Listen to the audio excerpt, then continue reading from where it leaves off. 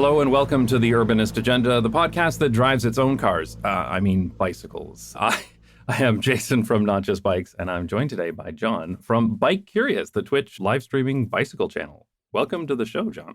Hi, Jason. Thanks so much for having me. I appreciate it.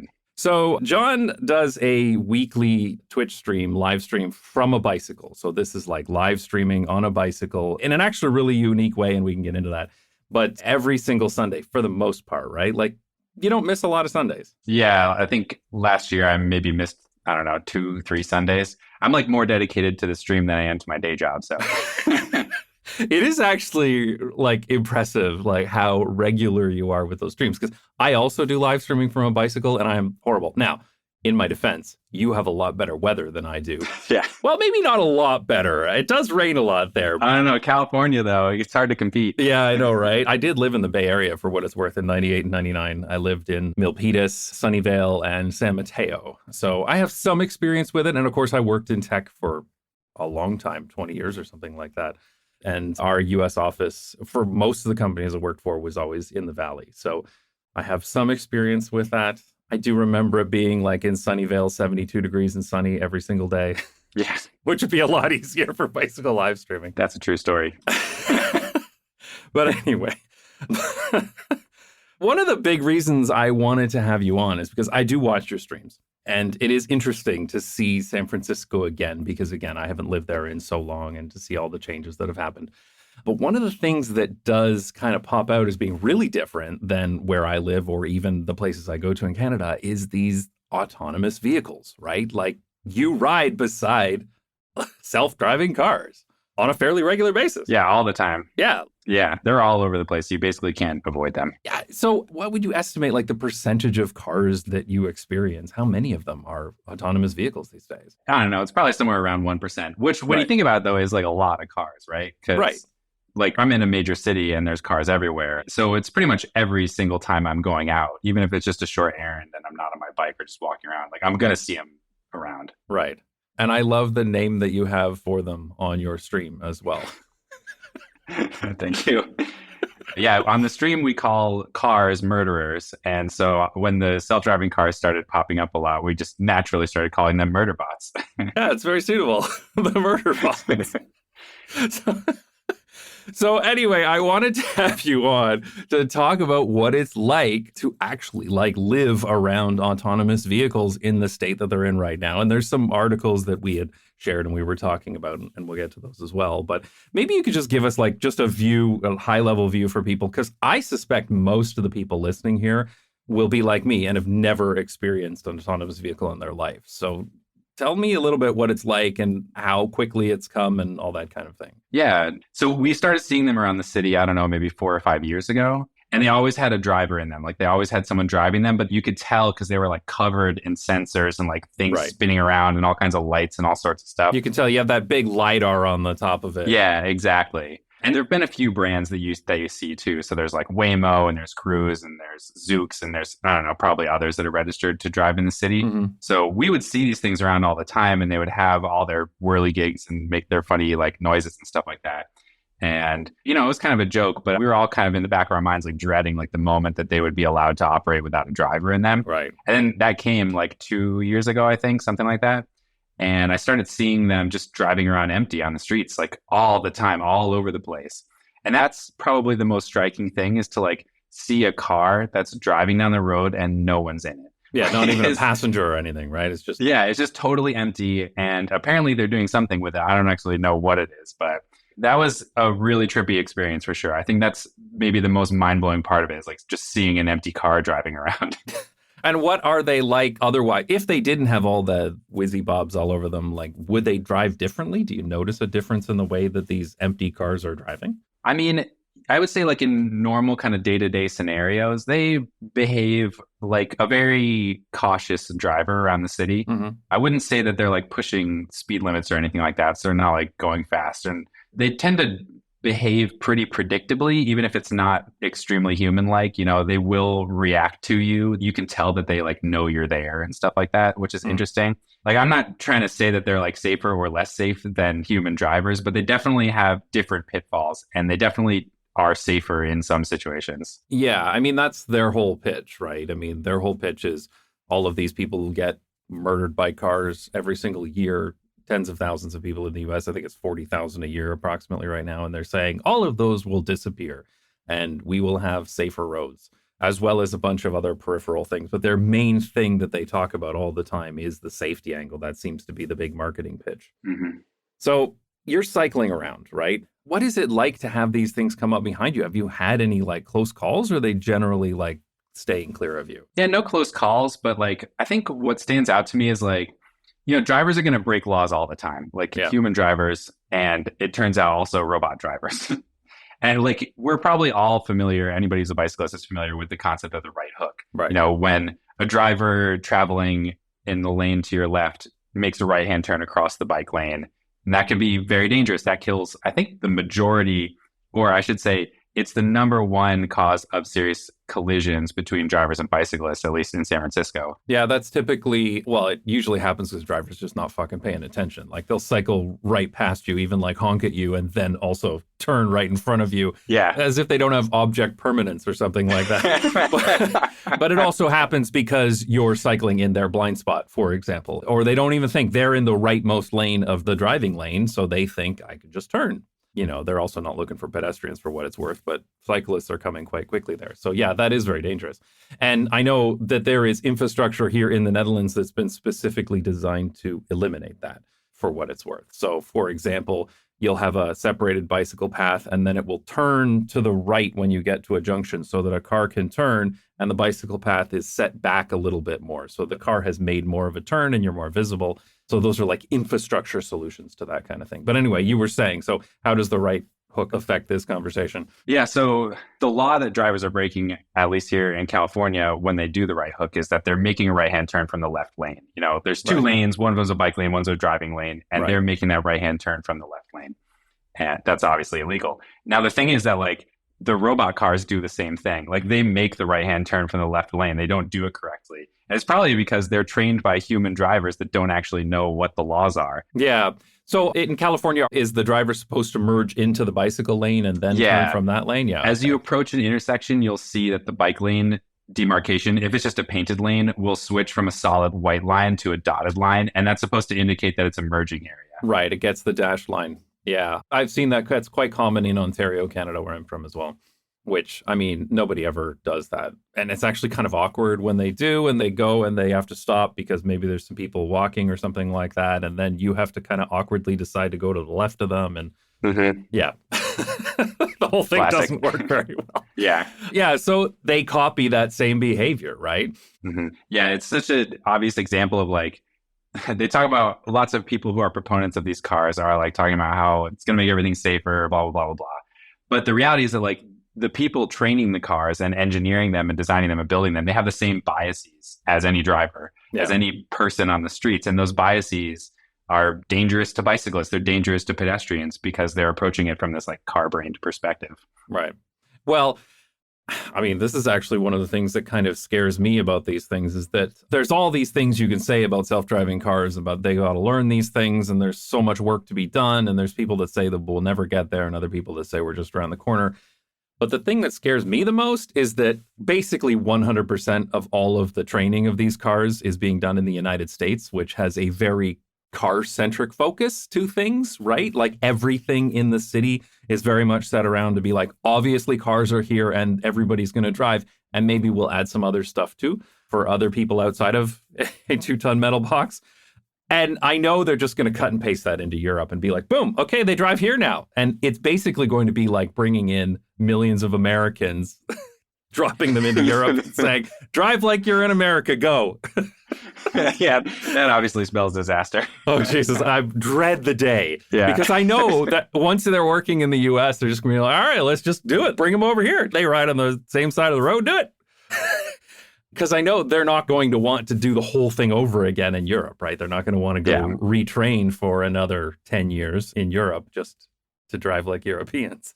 Yeah, I know like in the US, like not a lot of cities have given permission to these, companies to operate their vehicles. Yeah. And I think probably San Francisco is maybe the densest and like kind of most chaotic environment that they're testing because they're in like Phoenix where it's like Yeah. 70 lane freeways and everybody goes like 120 miles an hour. Like that's a totally different environment. Well, that's even worse that cars trained in Phoenix because there is no place in this world that is more car centric than Phoenix. Yeah, exactly. It was actually one of the only major cities in the United States that was founded after cars existed. I mean, it was still built to be like walkable around a train station, but it was built after cars were a thing, whereas every other major city in the United States, the other exception being Las Vegas, was built before cars existed. So there was a city there with people functioning for some level of time, sometimes hundreds of years before cars existed. But Phoenix, there were at least cars existing when it was built, and then it only became more car centric from there. It really is, like, as you say,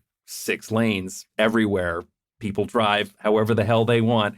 And there's not really any pedestrians or cyclists around. Yeah. Very few, anyway. So much easier to build a self-driving car that works there. That is literally self-driving on easy mode, driving in Phoenix. Yeah. But San Francisco is not, right? Like, it is fairly complicated. It's the city that's been around for a long time, and it was certainly around before cars existed. Yeah, I mean, I am struck when I visit other cities. I mean, San Francisco is quite dense, but we do have pretty wide roads, and it is still a fairly car-friendly city.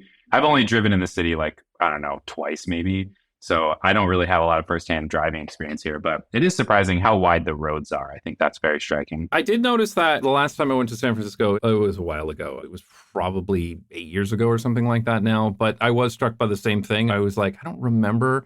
I mean, I think it was always that way. I know it is because I went back and looked on Street View, but there are a lot of one-way roads too. Like there'll be like a 4-lane one-way road going down what was once a walkable street, right? So yeah, but it is still much more complicated urban environment than Phoenix. Yeah, absolutely. So this whole thing about ultimately they are trained on human drivers who make human mistakes. And I know that the same thing was found with stop signs because I know originally they were just stopping like you're supposed to do at a stop sign. You come to the white line, you stop, and then you just go. But nobody does that at a stop sign. If they stop at all, which most drivers don't, they'll inch forward, right, to show that I'm going to go next. And that's the kind of thing that needs to be done in order to like interact with other human beings. Because when they followed the law, other drivers would just be like, oh, well, they're not going. I'm just going to go. And then they'd be sitting there at the stop sign forever, effectively. That sounds great to me. We should have left that. Know, right? Feature, not a bug. Yeah, I know, right? But I think what's interesting to me, and I know we were looking at some articles and I've added them in the show notes for anybody who's interested. One of the things I've really noticed about autonomous vehicles is that, the whole pitch is that they are safer than human drivers. And there's evidence to suggest that that is probably the case. But what I find interesting is that there's all these mistakes that humans make, especially with inattentiveness or sleepiness and things like that. And these cars don't do that. So there's lots of these cases where humans get into trouble in motor vehicles and the cars don't do that. But on the flip side, there's a whole bunch of situations that these cars get into that humans would never do either. And I think that's one of those things that isn't quite talked about enough. Like they focus a lot on like, well, humans look at their phone and this will never do that. But, this thing drove into like wet concrete, for example, right? And humans, well, okay, some humans drive into wet concrete, but you know what? I'm giving some humans too much credit. But they do things that humans would never do, right?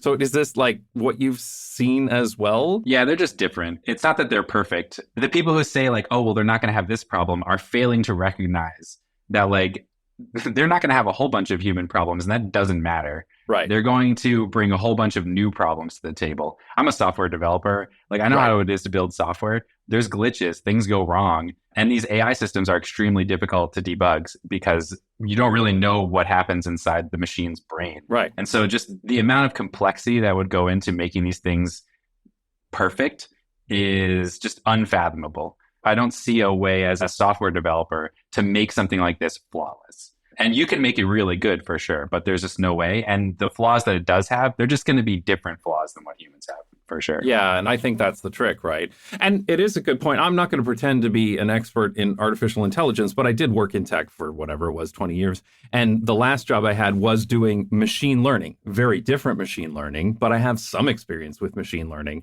And this whole idea that it's a black box is really kind of creepy to me because from everything I had experience with machine learning, there was a bunch of training that went into this machine, this neural network, or however they do it. I assume they're using neural networks of some kind, but I don't know for sure. But the point is, the way this works is that they get all of this training data, which in this case would be a human driving around, and it looks at what that human did, and then it will make its own decisions based on that. But with these neural networks, with these trained systems, you really don't know what they're going to do. You have no idea. It really is a black box. It's not like it's a bunch of if statements to say if this, do that, right? Mm-hmm. So that's what creeps me out about this, is that even the people that made them don't know what these things are going to do in a given situation. Yeah, and I think like saying, okay, well, it's going to have a series of inputs and it's going to react to it somehow. And there's a certain amount of trust we can have, I think, like as a society or as individuals in like what these things can do. But I think what doesn't really get talked about a lot is like there's a software development life cycle. You add features to this thing over time. And there's no guarantee that adding one feature doesn't completely break something else. Of course. Like there's no guarantee that the creeping up at a stop sign feature, quote unquote feature, Right. isn't going to like just make the car like go full throttle into a pedestrian at the next crosswalk it sees. Right. And there's no real standard for testing these things or oversight on these releases that are going out. So like, who are we to say that there isn't some catastrophic bug that happens because they try to fix some minor glitch, you know? Of course. And that is the way these trained AI, I hate calling them AI, they're really not, but these machine learning systems work, is that you kind of poke it in one way and then it affects the network. And you're not totally sure what the effects of those networks would be. It's a little bit like, when there's like a new drug out that affects your brain and they don't totally know what's going to happen and they do a bunch of trials. And they don't know if what this does is going to do the thing they expect it to do, but it's going to have a bunch of side effects. And I think there are going to be side effects of any of these things that are done here. And I think we've seen examples of this, right? Like in these articles that we were going over, there's a whole bunch of them. Like this one that happened in, I guess, October, where the cruise car ran over a woman, right? Mm-hmm. So the details of this, from my understanding, and I mean, correct me if I'm wrong, because I think you have more experience than this with me, people would have talked about it. But the idea here is that this woman was walking and she was hit by a human driver. She went in the way of this cruise car. And the car noticed that something was coming towards it and it braked. But it couldn't brake fast enough. I mean, just physics are physics. And it hit her, right? And that was kind of it that Cruise was talking about in terms of like anything that they were mentioning. They're like, oh, the car braked aggressively to minimize the impact. That's a direct quote from them. And they provided news outlets with the video of it. But it ended right after the car hit her. So that is like it did what it could. It reacted faster than a human. This is a horrible incident, but boy, isn't it good that this machine could react faster than a human. But it was only later that it came out that actually, maybe they should have shown the video after it hit her, because what happened is she fell to the ground and then it continued driving an additional 20 feet with her underneath. And that is an example there of like, okay, great. It did the thing that a human wouldn't do. It reacted faster. It's safer than a human. But then it continued driving with her underneath, which is the thing that a human would not do. A human would be like, I just hit a person. I wonder where she is before I keep driving. Yeah. And that like really drove home for me, like the fact that these robot drivers are just going to have different problems. Like they're going to expose us to a totally new set of risks that we don't even really know or understand yet. Yeah. And I think that's the part that's scary to me too, because that's the thing. They don't have brains, right? They're not intelligent. They react to stimulus that comes into their neural networks, but they don't know that it's like, I hit a woman, therefore she must still be there somewhere. It doesn't think about that. Yeah. And I mean, I don't even know if they have sensors and stuff to be able to detect if there is something under the car. Like they have sensors around the car, but they have blind spots. And I guess talking about the coning thing, I don't know if you wanted to bring this up in a different way. No, I think coning is a great thing. There is something else I want to talk about with that, but we can get to that. Let's talk about coning because this is hilarious. Yeah, it's so good. So I guess first some background, since we're going to just launch into it. Safe Street Rebel is a group of, traffic safety, tactical urbanist individuals that are friends of mine. And they created this thing called the Week of Cone. And basically the idea is you get a traffic cone and you put it onto the hood of a self-driving car and it detects that there's an obstruction and the car just shuts down. It can't drive anymore. Obviously, it's hilarious. They never do it when someone's like in the car. This is just for empty cars. And it's an act of protest for sure. But like seeing the week of cone and like how successful it is to just put a traffic cone on the hood of these cars made me realize that like a driver of a car has so many more responsibilities than just being able to like steer the vehicle and like Yes. make it go and stop. Like a driver would just get out of the car and take the cone off and like Right. go on their way. It's no big deal. Right. But like this is a huge inconvenience for these self-driving cars because they need to send out like an operations team to remove the car from the vehicle. And then they do all this documentation and stuff like that. So like, you know, the job of a driver has not been captured by these systems, but Right. what they can do is start and stop, turn left, turn right, whatever. But they can't do all the responsibilities that a driver is like accountable to while they're operating a vehicle. Yeah, absolutely. The coning thing is just too funny to me. But I think it also speaks to something that it's like, it's the fact that it's a cone that works so well because obstructions are obstructions. But I found that in the case of any kind of autonomous driving, a cone is like this sacred object, right? Like it will never pass a cone. I swear that these damn things are programmed to care more about cones than people. Yeah, that's probably not wrong. I think that's genuinely true. That the fact that it's a cone is actually not just a random thing. Because I think if it was just a rock or something, or who knows what, something else that's big, it wouldn't have that same effect because these things are programmed to be like, cones are sacred. Cones are put in places I'm not supposed to go. I will never cross a cone.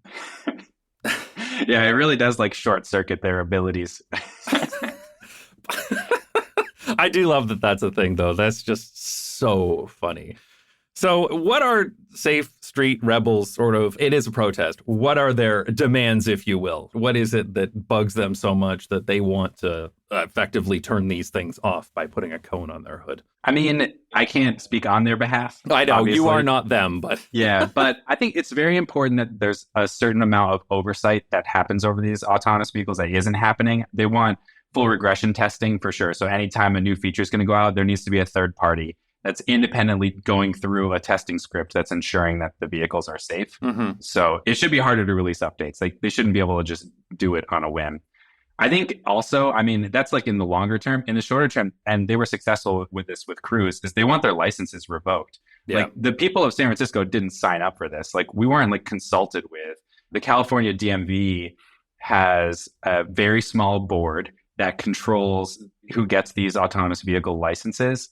And a member of that board is also like an investor or like a co-founder or something like that of like Cruise or Waymo or one of the big autonomous vehicle companies. So there's an obvious conflict of interest in the California DMV, and it allowed these companies to just flood the streets with vehicles. And it just happened overnight without anybody talking to anybody here in San Francisco. Well, effectively, you're all their beta testers, right? Yeah, exactly. Or alpha testers in some cases. We're beta testers. We didn't sign up for it. We didn't give consent. I mean, it would be one thing if the city was like, oh, yes, you can test autonomous vehicles here. You're going to pay us $50 million a year, and we're going to distribute that to the citizens of San Francisco. I would be like, okay, well, at least the city is like doing their part, making sure we get some cheese out of this. You know what I mean? And that's kind of like, I don't know, not the best case scenario, but that's like a good scenario. But the reality was that they just did whatever they wanted, and the board of supervisors like allowed it all to happen until someone died or until someone got hit. Yeah. And then it became a big deal. And I definitely think that like the attention that Safe Street Rebel put, or the spotlight that Safe Street Rebel put on the autonomous vehicles by putting cones on them, was a big part of our supervisors and the California DMV actually just going and shutting down Cruise when things went awry. Yeah. But, you know, obviously they just have too much power. They have too much control. They can push whatever they want because of their billions of dollars. Yeah. Well, I mean, and that's the trick, right? I mean, so in that NPR article, it mentioned that when they were deciding to expand the licenses, there were government hearings. Of course, those things are required. And there were, I think it says here, nearly 75 incidents where self-driving cars got in the way of rescue operations, including driving through yellow emergency tape, blocking firehouse driveways, running over fire hoses, refusing to move for first responders. Then the city voted to expand the autonomous vehicle fleet. 7 days later, a Cruise car hit a fire truck. And then 3 weeks later, that woman was run over by their car, right? So this is kind of insane. But the thing that bothers me the most that you got to here, I mean, these are billion-dollar companies.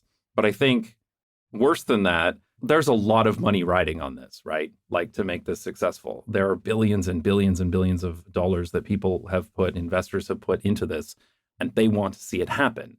And so they are going to do the Silicon Valley thing of move fast and break things. Now, breaking things could be people that get run over, right? In this case, a little bit different than, just Facebook going down for a day. So they're rushing this. They want to get this out. Like, there's a lot of pressure, a hell of a lot of pressure to make these things a reality. And so, for example, as you said, they were driving around with humans for a long time, and then they stopped. They drove around by themselves. If they were still driving around with humans, then the humans could be removing the cones. The humans could be hitting the brake before they drive into where the firemen are responding to something. The humans could do something here, but they don't want the humans in there because that's going to slow things down. Well, it's funny you mention that because I don't remember what article this was, and I'm going to throw out some numbers, so you should definitely fact check me on this. Fair enough. It's a podcast. We're not going to hold you to it. Okay, cool. Just make sure to leave my disclaimer in then. What I read was that there were 3 operations personnel per car on the road that Cruise was operating with. So that means that if they had one driver in the car, they would have been able to have, 2 fewer employees per car. Right. So it's actually takes more human power to run an autonomous vehicle than it does to just have someone driving around in a car. Well, this is the other thing. So this is the other thing that I think a lot of people miss about these AI systems, the AI, I put in air quotes here, systems in general. A lot of the times, these supposed AI systems are actually just being run by a poorly paid human. And this is the case all across the board. Yeah, it's like a Wizard of Oz situation, right? Yes, you've got the guy behind the curtain. Yes, pay no attention to the man behind the curtain. Yeah. Well, this is the case. Some of these supposed AI websites even are sometimes just literally there's a person in the Philippines or something sitting behind a computer being paid $3 an hour, $1 an hour to sit there and answer this stuff. Literally some of this stuff being sold as AI is some of it's being done by the computer, but a bunch of stuff's just being dumped on somebody in a poor country to do it. And in this case, in the New York Times article that we were talking about here, it had an interesting statement. There was a bit of a throwaway in there, but I think it shows exactly what's happening here. There was this situation where there was a concert, I believe it was, and a bunch of Cruise vehicles came in and they all shut down at the same time. They just couldn't run. And they blocked up traffic and everything else. And then it says here, Cruise said in a statement on Thursday that it had successfully transported thousands of concertgoers that weekend, but that limited bandwidth issues made it difficult for the company's remote advisors to maneuver several of its vehicles through traffic. Which is telling you these weren't being driven by any kind of computer. There was just some dude sitting at a computer driving a car remotely. Yeah, that's a real thing. They just drive their cars from an office instead. Yes.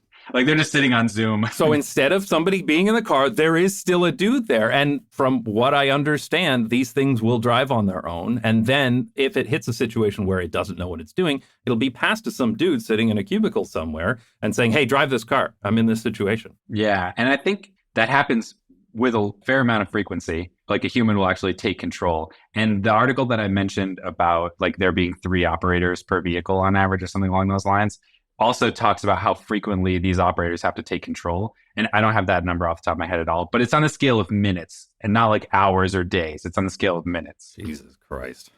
Yeah.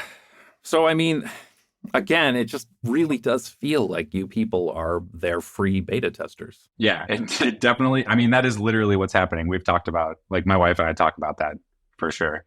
Why are we being subjected to this beta test? We didn't sign up. We don't even want cars. That's why we live in San Francisco, so that we don't need to own a car. We can opt out of that car culture as much as possible. And yet here we are with robo cars all over. Well, and the thing is, putting the cones on is a very effective protest. And I think it really does show how dumb these things are, because I think people can kind of look at these things and think, oh, wow, it does that and that. It must be really smart. It must understand things, because they'll just assume if you could do that, then you must know obvious things like what a traffic cone is and if it's on your hood and a problem. So that kind of points it out that actually, no, these things are really, really dumb. And the area of knowledge is very, very narrow. But it also shows just how easily they can be stopped. And this is one of these things that I'm also concerned about with autonomous vehicles is that, for example, if they're programmed not to run people over, as I sure as hell hope they are, then people can just walk into the street whenever the fuck they feel like it, and these things will stop for them, right? Oh, I 100% do that. Even today, I see an autonomous vehicle at a stop sign or a red light, and I'm maybe not going to make it across in time or whatever. I'll just walk out in front of them because I know they're not going to run me over. Right. With a real human, it's America. Who knows what's going to happen? But with a robocar, I'll just be like, whatever, I'm just going to go out there. I know they know how to deal with this. Yeah. And I think the thing is, as these things become more prolific and a larger percentage of the vehicles on the road are these cars, I think people are just going to do that. They're just going to be like, fuck it, I'm just going to walk across the street. I know the river will part for me because I can just do it. And that's cool. That's funny. That's awesome. I'm glad that's a thing. That's going to be a problem. Because eventually these companies are going to be like, the fuck, man, we can't just keep stopping for these people who wander in front of our cars. What's going to happen then? How are they going to solve that? Because I know how the automobile industry did this in the 1920s when cars were just killing people. They just invented jaywalking and made it illegal, right? Yeah. So what's going to happen here with this kind of situation? Yeah, I mean, they'll definitely try and vilify it. I mean, they already do try and vilify it. They use very strong language talking about the coning incidents, saying that like it's vandalism, we're going to pursue people like under the law, blah, blah, blah. The reality is there's no like legal grounds for them, but they talk a tough game, you know what I mean? They try to make it seem like they're going to use all their lawyers to come harass a bunch of like 20-year-olds putting cones on cars.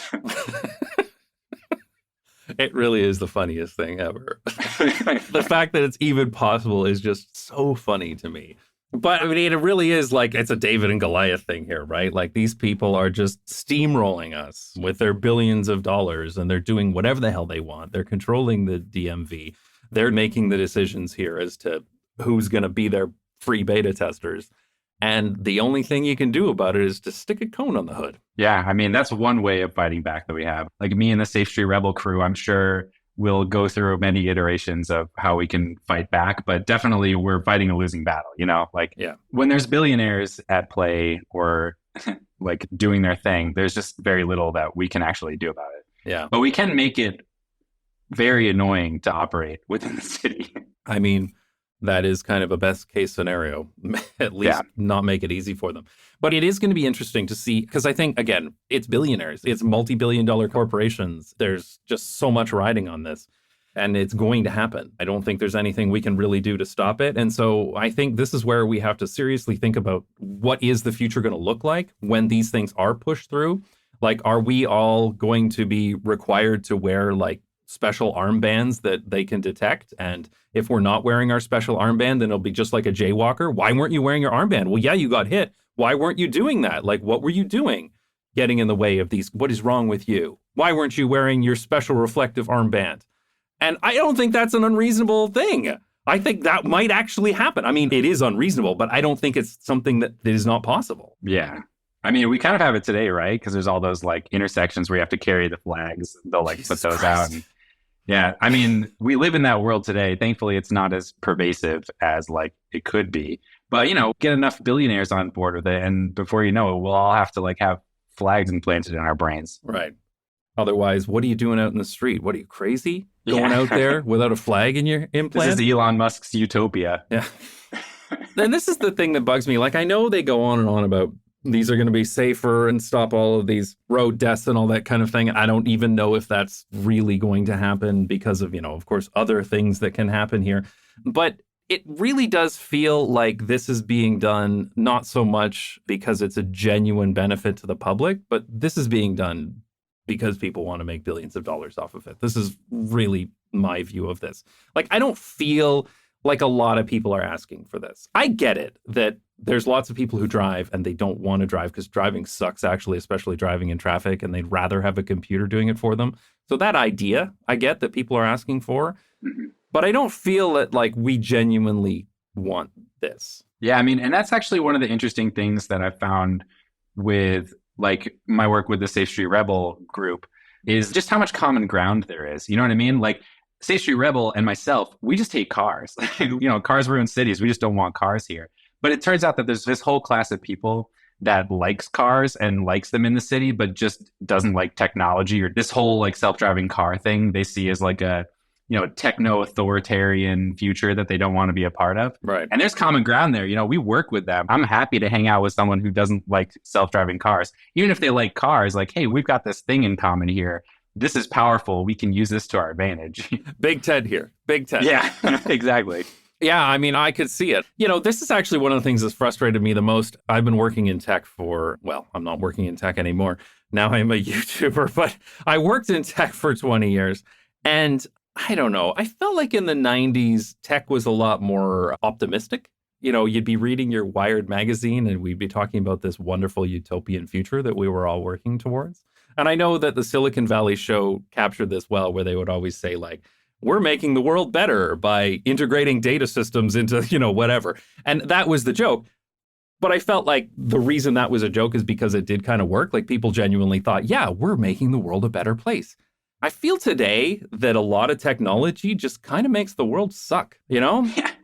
Well, I mean, Facebook kind of ruined that for everyone, Yes. right? Like, I feel it is Facebook's fault for what it's worth. It is Facebook. It was the turning point. Oh, it totally is. I mean, they have not only systematically undermined American democracy with their, business pursuits, but they've repeated the formula in other countries.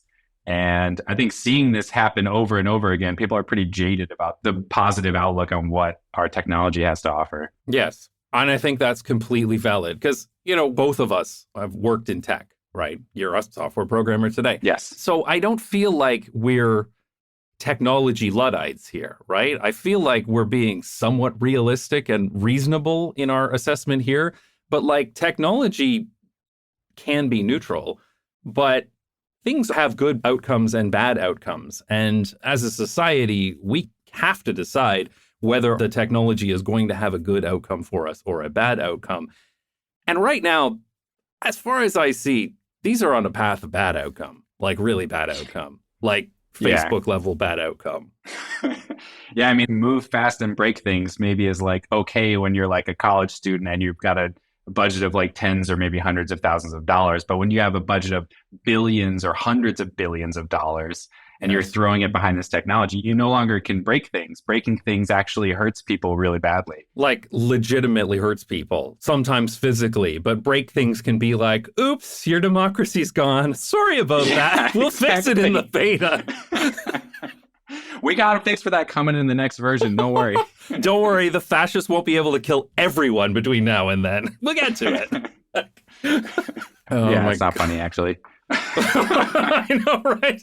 But I was thinking about this the other week where I remember us going to electrical engineering school in the late 90s, and there was so much optimism. In particular, Wired magazine was just full of optimism. It was like, we're doing awesome things. Everything's going to be great. And now I think, yeah, it's really not, man. It's actually kind of shit. Yeah, things gone off the rails for sure. Yeah.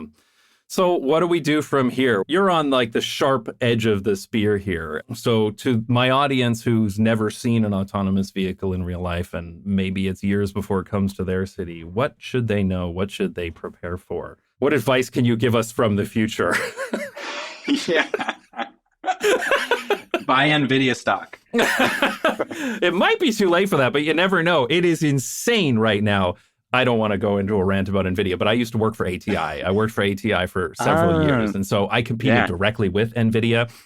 And then they were purchased by AMD, and AMD immediately sold off the mobile division that we had. And then the iPhone came out. So there were a lot of mistakes made. And when I look back, I think, what the fuck are you guys doing? And so when I see NVIDIA just steamrolling everything here, as now like the largest gains of any company in the history of the United States, I'm like, you just let them get that, guys. Like, anyway.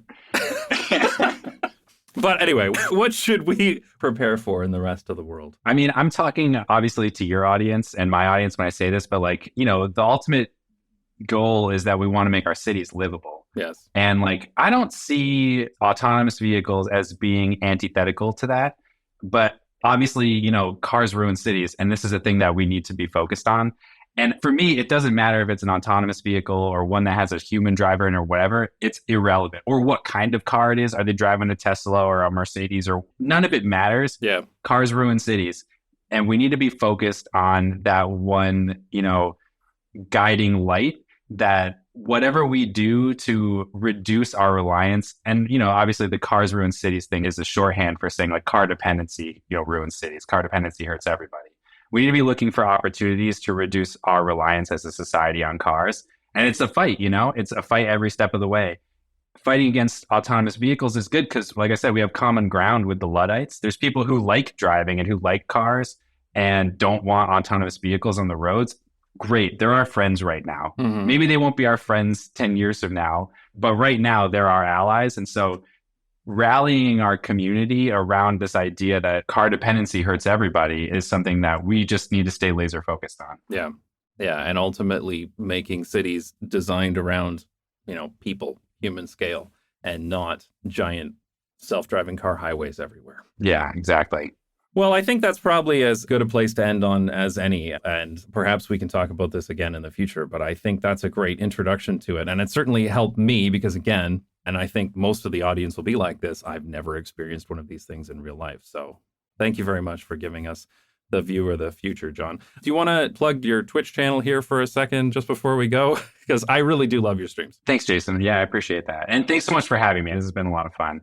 So yeah, every Sunday I'm live on Twitch at 1 p.m. Pacific. That's 4 p.m. Eastern time, 8 p.m. UTC. Mm-hmm. The show's about 3 hours long. I ride around the city of San Francisco. I try to show people the beauty of San Francisco, what it's like to live in the city, what it's like to ride a bike around in it. And I have a lot of fun. Often we have like a theme or a joke that we're exploring together, which is great. But it's really just about celebrating cities and bikes, and everybody can get on board with that. Yeah, and it's really good fun. So that's twitch.tv/bike curious, and obviously links in the show notes too. So thanks so much for coming on, John. Yeah, thanks, Jason. That's all we have on the agenda for today. I hope you enjoyed listening to it almost as much as we enjoyed making it. I really enjoy talking to other content creators about what they find interesting, and a lot of the people I have on this podcast I met since joining Nebula. Nebula is the subscription streaming service created by and for educational content creators and the people who love their content. Nebula has all sorts of educational content, from videos to podcasts to classes by your favorite creators, as well as Nebula Originals, which are high-budget productions. Honestly, Nebula is such a great platform, and I'm so happy for my content to be available there. If you use our special link, which is nebula.tv/agenda, you'll get a discount off an annual membership, which comes to only $30 a year, which I think is a fantastic deal. So check out Nebula at nebula.tv/agenda and see if there's something of interest to you. At the very least, you'll be able to hear every episode of the Urbanist Agenda a little bit earlier than everyone else, so you can get the inside scoop on what we're plotting and scheming. Thanks again for listening, and maybe next time you'll be listening on Nebula.